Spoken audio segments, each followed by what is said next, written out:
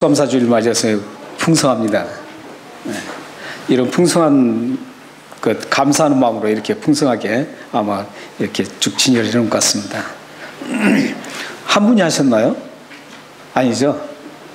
여성교회 전체가 아마 하신 것 같은데, 모두가 이렇게 하나님 앞에 감사하는 그 모습을 하나님 보시고 얼마나 좋아하시겠습니까?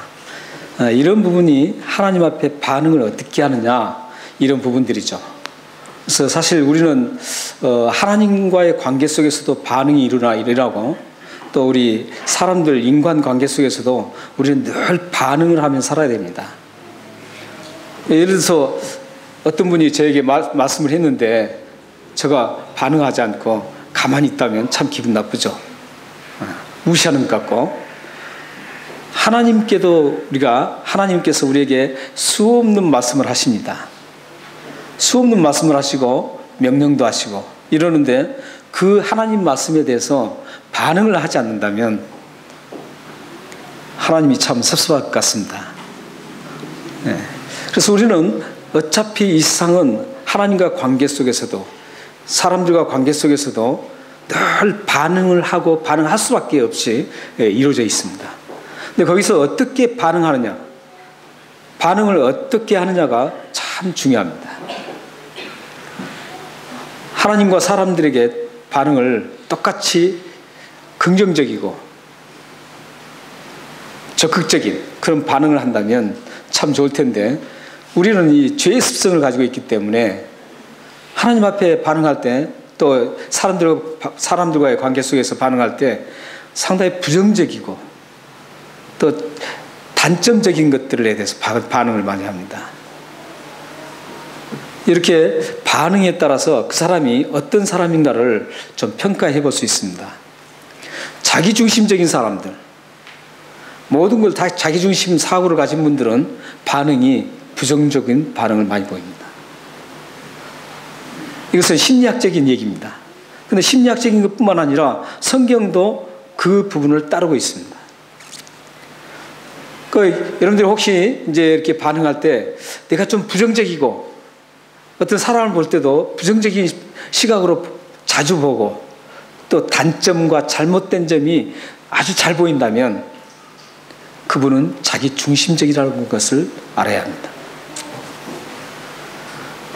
자기 중심적이지 않고, 자기 중심에서 그래도 우리가 모든 사람이 철저하게 자기 중심을 벗어날 수는 없어요.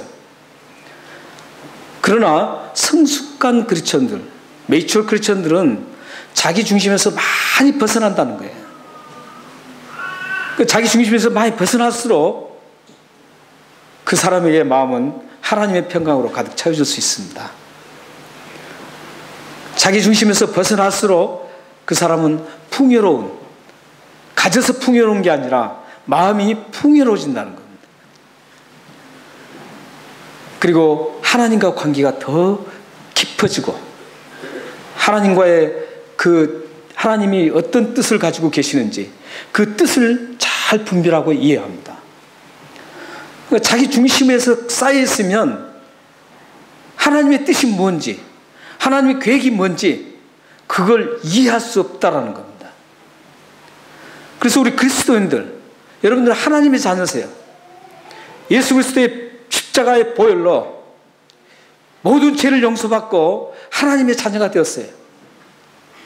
그 하나님의 자녀가 되었으면 이제 어떻게 살아야 되겠어요? 그래서 고린도후서 5장 17절에는 이렇게 얘기하죠. 함께 우리 한번 읽겠습니다. 외우신 분들 많이 계실 거예요. 자, 시작. 그런즉 누구든지 그리스도 예수 안에 있으면 새로운 피조물이라, 보라 새 것이 되었도다. 그리스도 안에 있다는 것은 새로운 피조물이 되었다는 거고, 새로운 피조물이 되었다는 것은 그리스도 안에 있다는 말하고 이퀄입니다. 새로운 피조물이 되었다는 것은 예수 그리스도를 믿고 모든 죄를 용서받고 하나님의 자녀가 되었다라는 겁니다. 그렇기 때문에 여기 계신 분들은 모두가 성도들입니다. 교인이 아니에요. 교인이 아니라 여러분들은 성도님들이에요. 하나님의 거룩성을 입고 있는 성도님들이에요. 그렇다면 이제 우리의 숙제가 있어요. 하나님 앞에 거룩을 입었다면 우리가 숙제가 있는데 그게 바로 자기 중심을 벗어나는 겁니다. 우리는 그 싸움을 해야 되는 겁니다. 자기 중심적인 사람은 남을 봐도 비판적입니다. 자기 중심적인 사람은 남을 평가할 때 단점만 평가합니다. 자기 중심적인 사람은 하나님의 뜻보다는 내 뜻을 우선으로 생각합니다. 그리고 내가 가는 길을 고집합니다. 오늘 우리 말씀에 보면 우리가 지금 계속 2개월 동안 요나서를 지금 함께 보고 있습니다. 요나가 어떻게 지금까지 걸어왔는지를 우리가 지금 계속 보고 있습니다.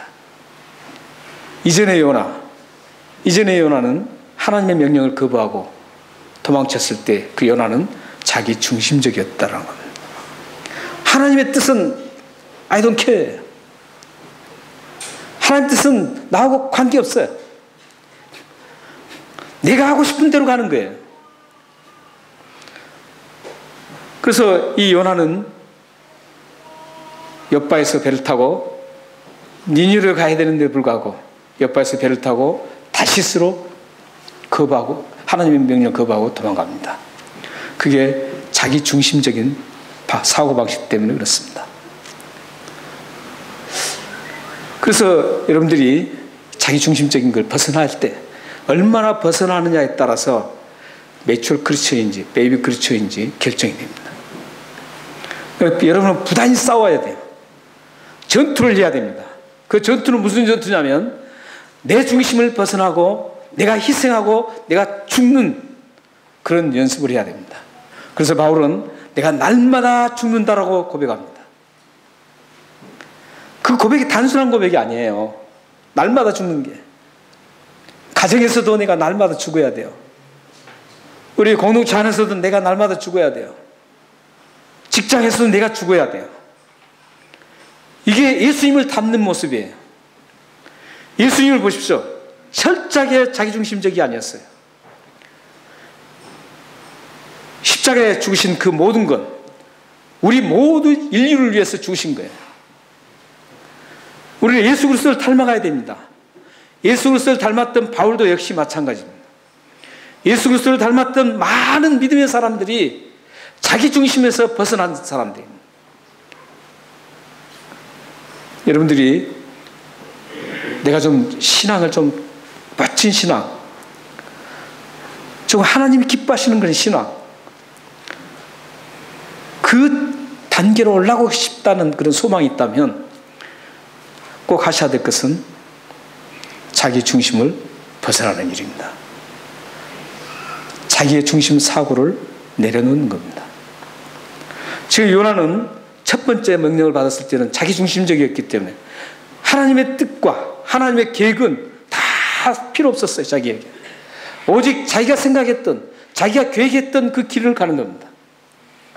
그런데 오늘 본문에 보면 1절에 보면 이제 하나님 명령이 다시 하십니다. 요나에게 하나님 명령을 다시 하시는데 2절에서 그 명령이 내용이 나오죠. 일어나 저 큰 성읍 니느웨로 가서 내가 내게 명령한 바를 그들에게 선포하라 하시니라. 이 명령은 똑같이 첫 번째 명령하고 글자 하나도 안 틀리게 다 똑같습니다. 그런데 첫 번째 명령도 똑같은 명령이었는데 자기 중심에 사로잡혀 있던 요나는 자기 길로 자기 뜻대로 갔습니다. 자기 계획대로 갔습니다. 그런데 오늘 보면 이제 똑같은 말씀, 똑같은 명령을 받은 요나가 자기 길을 포기합니다. 물론 그 자기 길을 포기하게 만드신 하나님 계셨죠. 그의 하나님의 그 계획들이, 그래서 그 사람을 다듬는 계획도 다 하나님의 은혜입니다.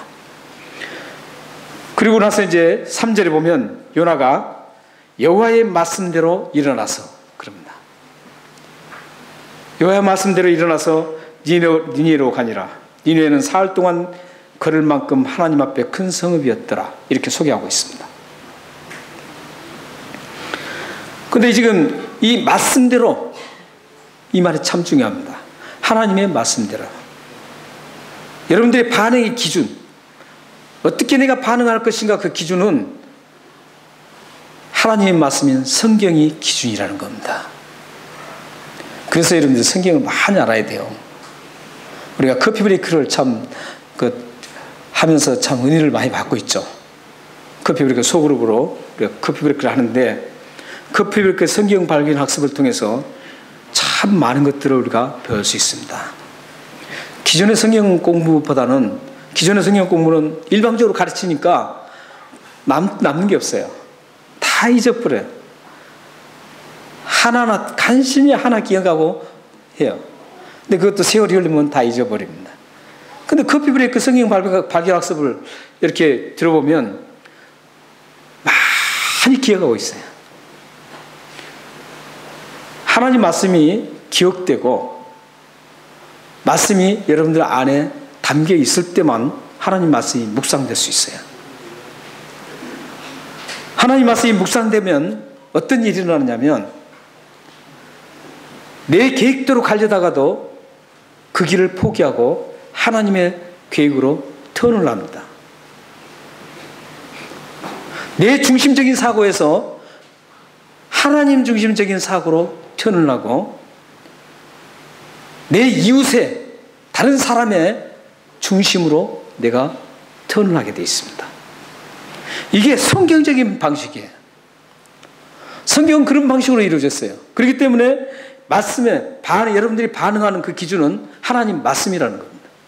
성경을 많이 아셔야 돼요. 그래서 여러분들 참 안타까운 게 있어요. 어떤 분은 그런 것 같아요.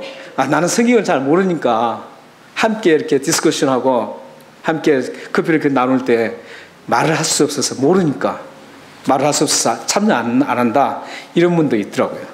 근데 그게 아닙니다. 커피 브레이크는 성경 하나도 몰라도, 이제 예수를 교회로 발을 디뎌놓은 사람도 커피 브레이크는 함께 공유하고 나눌 수 있는 대단히 좋은 툴입니다.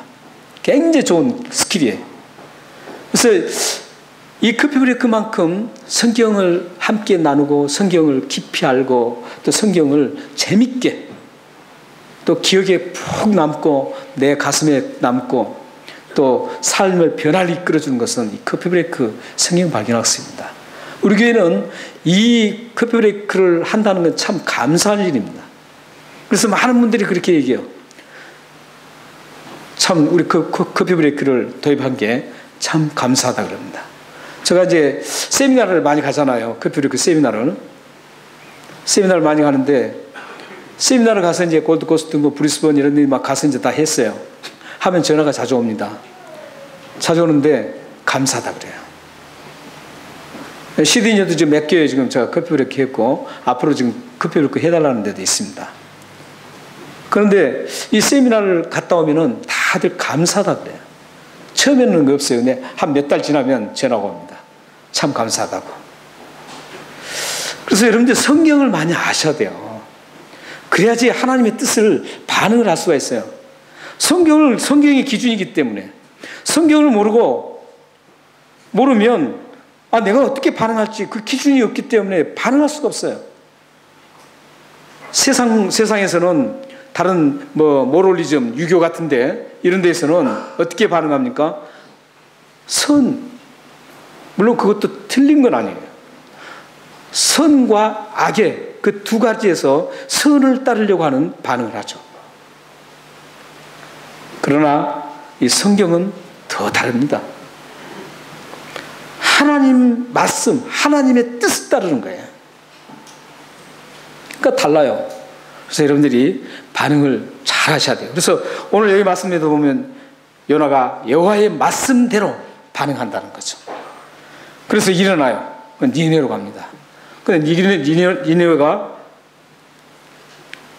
얼마나 크다 그러죠? 사흘 동안 걸을 만큼 하나님 앞에 큰 성읍이라고. 이 사람 앞에 큰 성읍이 아니라 하나님 앞에 큰 성읍이라고. 사흘 동안 걸을 만큼.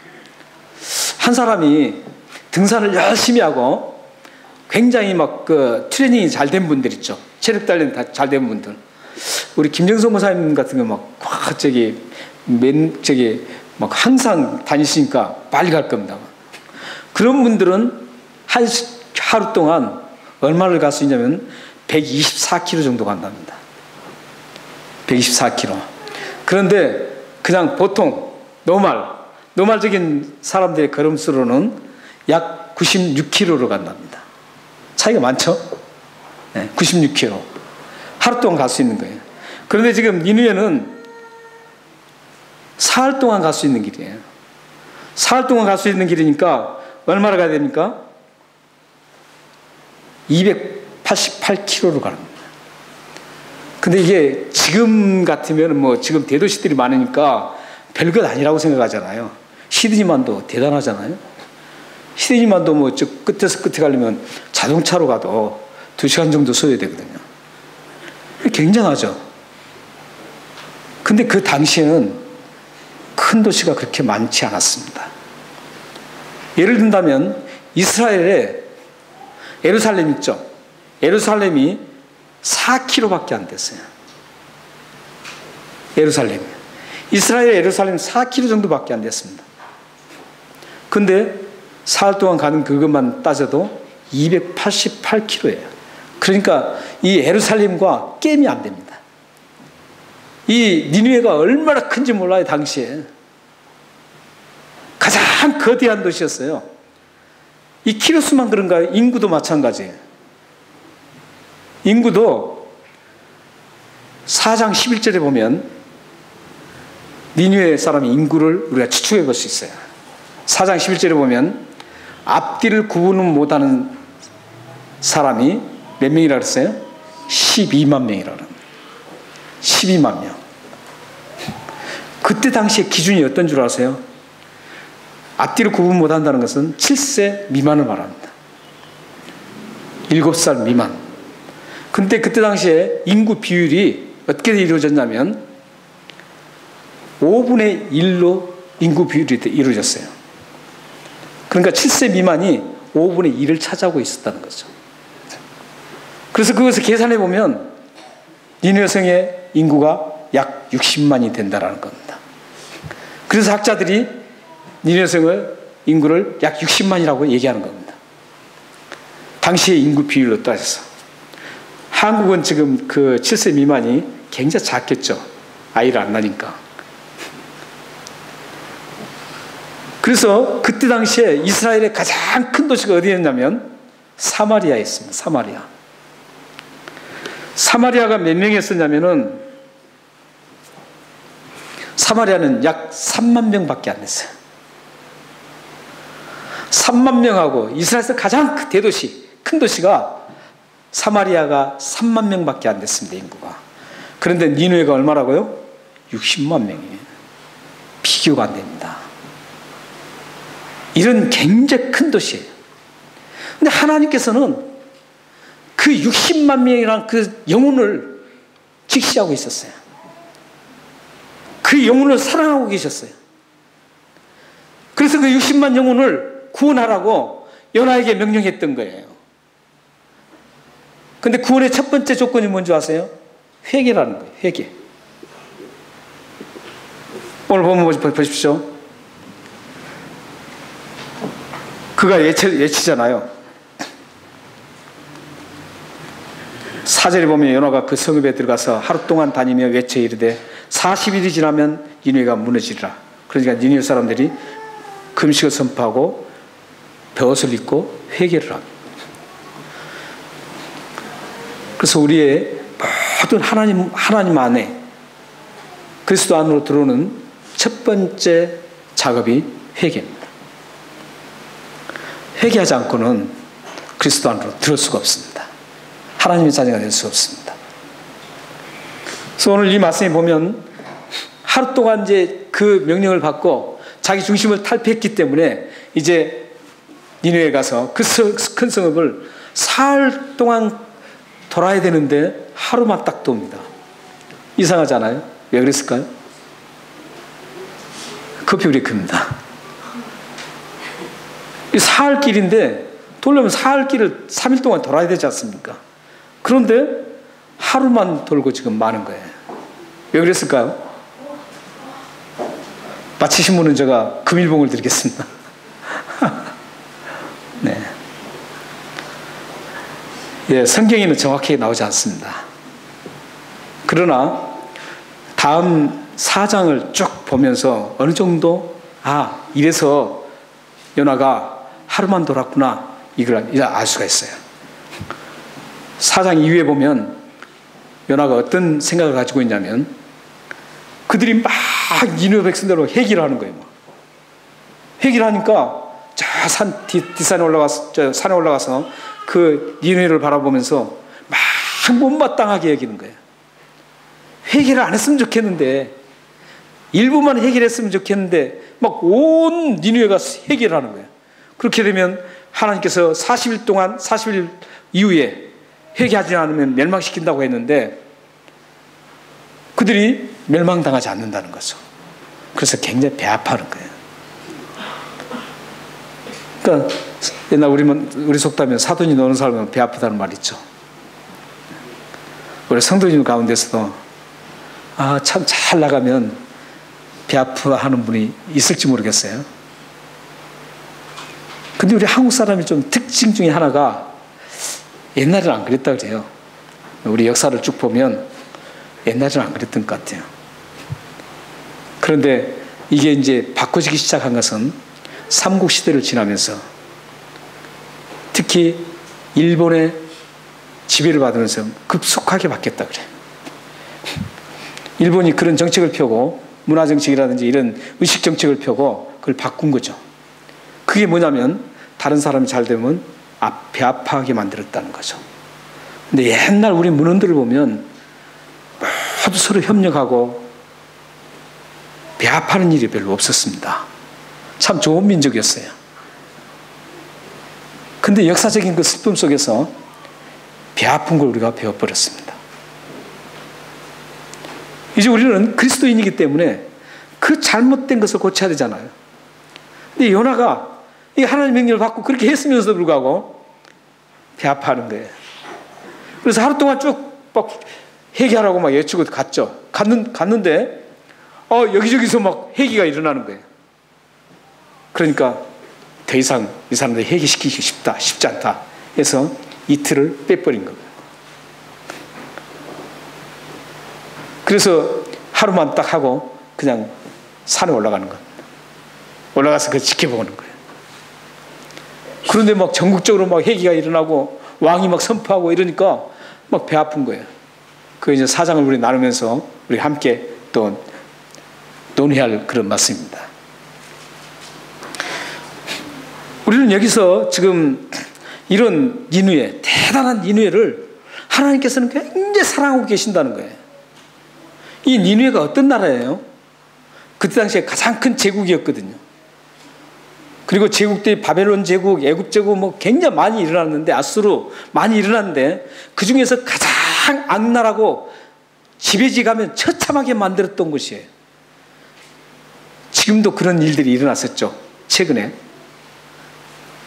이 니느웨가 어딘 줄 아세요? 지난번에 제가 말씀드렸었죠. 첫 번째. 지금 어디라 그랬습니까? 기억 안 나죠, 잘. 커피 브레이크 하면 기억날 텐데 제가 설교를 해서 기억이 안 나는 겁니다. 이라크의 모술이라는 것이 있어요. 모술. IS의 근거지였죠. 본거지였어요, 처음에. IS가 거기를 가장 중요하게 여겼던 곳이에요. 모술. 그것이 니느웨입니다. 그러니까 옛날 그 악한 그 습성들이 지금도 그렇게 남아있는 거예요. 그래서 이 엄청난 악한 사람들, 그래서 이스라엘 백성들은 그 아수르 하면은 정말 막 치를 떨었어요. 아수르의 수도가 지금 니느웨인데, 캐피탈 시티죠. 니느웨인데 굉장히 막 치를 떨었어요. 그리고 계속적으로 성경의 구약성에 보면 열왕기상 같은 데 보면 계속 아수르가 이스라엘을 막 침범하고 굉장히 괴롭힙니다. 그런데 이스라엘 입장에서는 어떤 입장을 가지고 있냐면, 이스라엘 모든 사람들은 하나님은 자기 민족만, 이스라엘 민족만 선택했기 때문에 구원도 이스라엘에게만 있고 다른 모든 사람들은 이방인이라는 거죠. 그래서 그 사람들하고는 상대하기 싫은 거예요. 그런데다가 그 나라가 자기보다도 월등히 제국이 돼서 자기를 지배를 하고 괴롭히고 이러니까 얼마나 힘들었겠어요. 요나가 안 가려고 하는 이유예요. 그게 자기 중심을 벗어나지 못했던 이유입니다. 그게. 자기 중심적이니까 자기 민족 중심적으로 이러가는 거예요.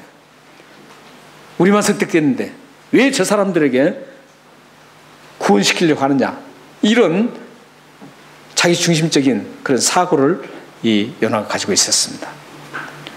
그러나 우리는 이 이스라엘 백성들이 얼마나 잘못됐는지를 우리는 알 수 있습니다. 최초에 하나님께서 창세기 12장 3절에 아브라함을 부르십니다. 아브라함이 누굽니까? 이스라엘의 조상입니다. 이스라엘의 조상을 부를 때 하나님께서 이 아브라함에게 하신 말씀이 있습니다.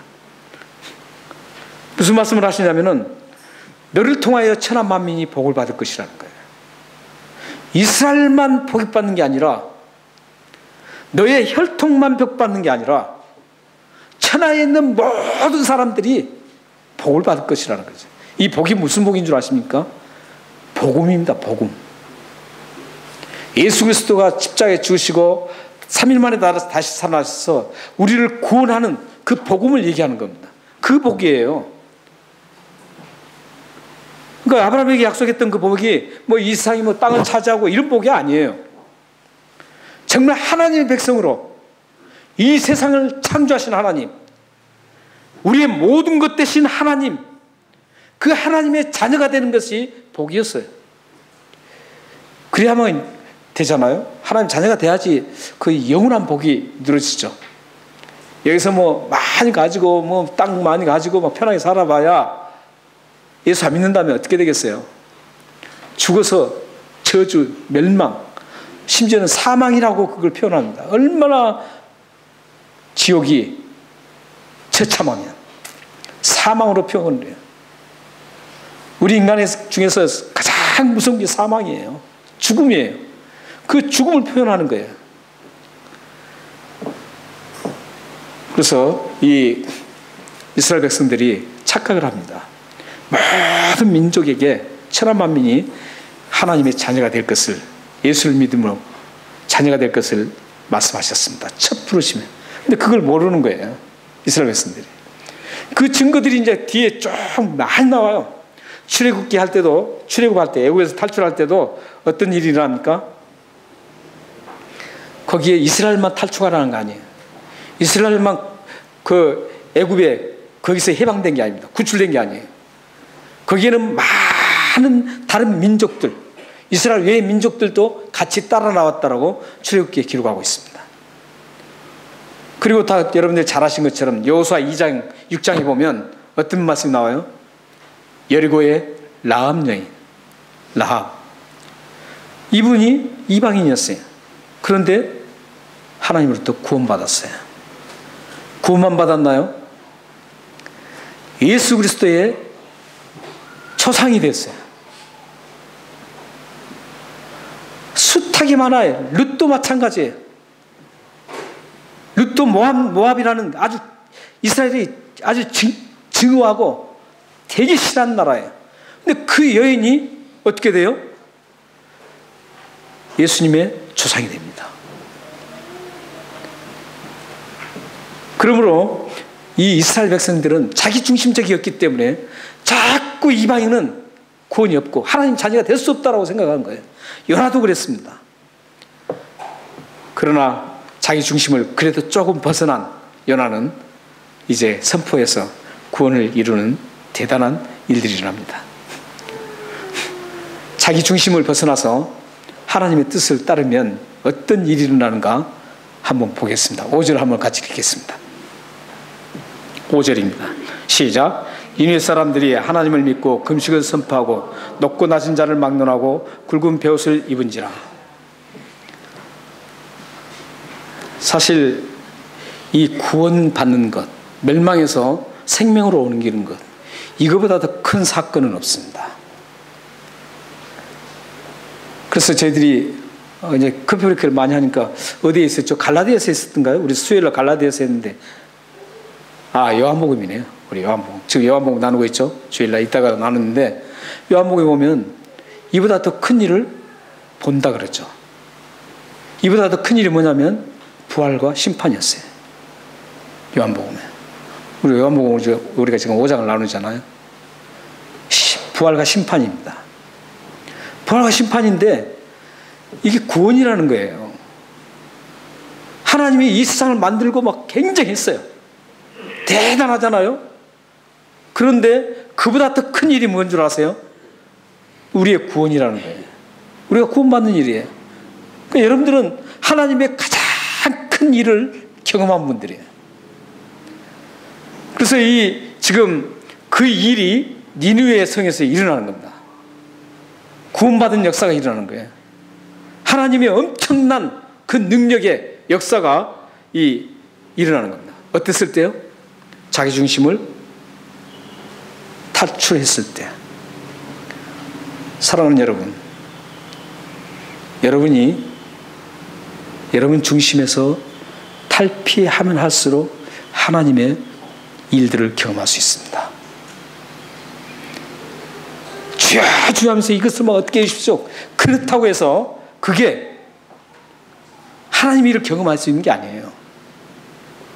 하나님 일은 내 중심을 버리고 하나님의 섭리와 하나님의 계획을 따를 때 하나님의 대단한 능력이신 하나님을 경험할 수가 있는 겁니다. 여러분의 삶에 이런 하나님의 능력이 경험되시기를 주님의 이름으로 축원합니다. 기도하겠습니다.